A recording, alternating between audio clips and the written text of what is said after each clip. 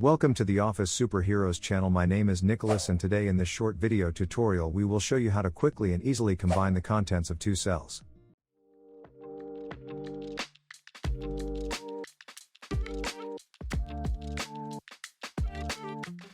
We'll use this table as an example.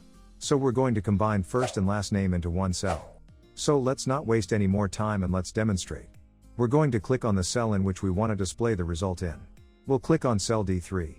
Now we'll click on the FX button at the top, which is used to insert a function. A window will appear. We select the category, All, and find the function, concatenate. Confirm with the OK button.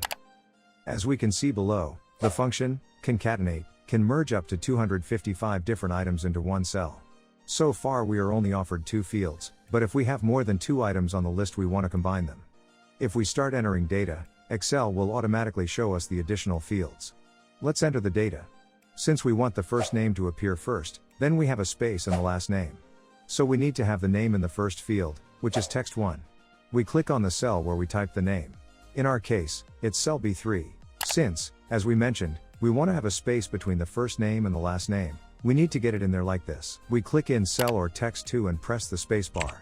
When we clicked on text box 3, Excel gave us a space in text box 2 in the form of two quotation marks at the top.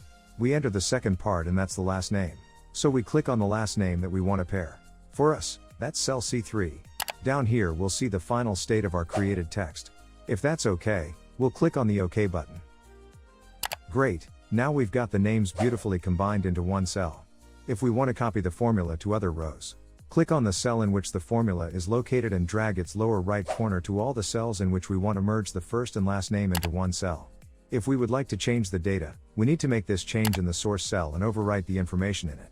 This is because if we click on the cell with the merged names, we will see that this cell does not contain any text, but only a formula. Therefore, we need to go to the source table and overwrite the information here. For example, we need to change Cynthia to Daisy. We'll click on the cell where we have the name Cynthia, and we'll overwrite it with Daisy. As we can see, the name has also changed in the cell where we have a combined first and last name. We're done. Thank you for watching this video. I hope it helped you. If it did, let us know via a comment or a like. If you are interested in more videos on how to learn how to use Excel quickly, in that case, don't forget to subscribe. That's all from me. I'm Nicholas from Office Superheroes, and I hope to see you in the next video.